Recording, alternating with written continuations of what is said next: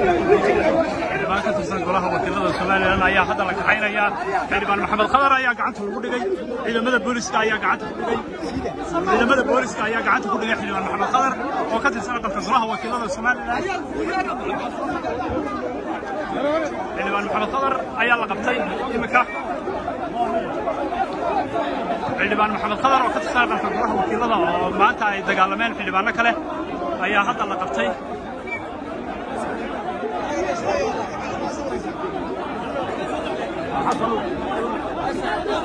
xildhibaan maxaa ka socda goobta wax mushkil kama socoto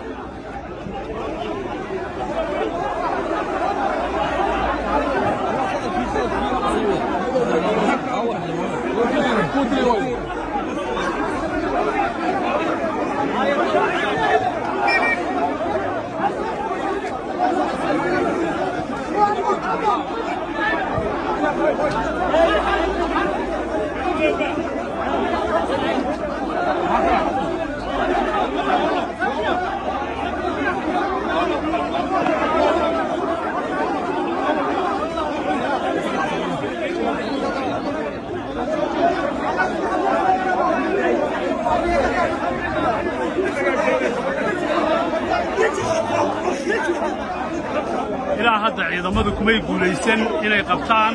xildhibaano kale ayaa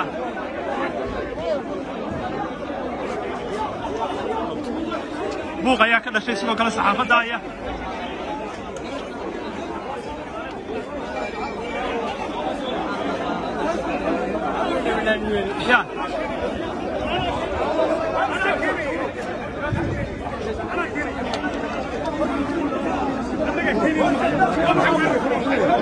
حسن والله يلا قال هاجم انا كيك لقيته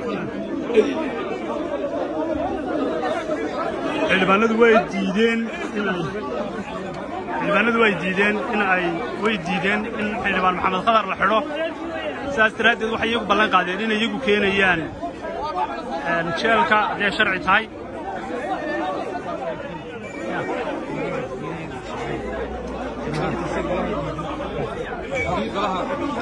xogayaha golaha istidlaal ku bixinaya askarta amar lagu siinaya inay ka baxaan golaha askarta amar lagu siinaya inay golaha ka baxaan askarta lagu siinaya amar inay golaha ka baxaan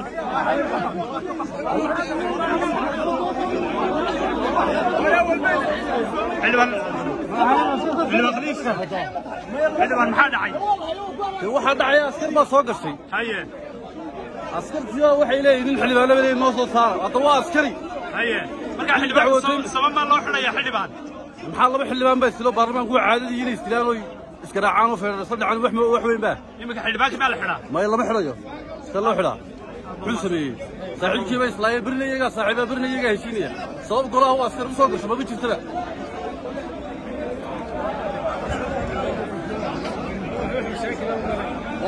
ayaa ka taagan golaha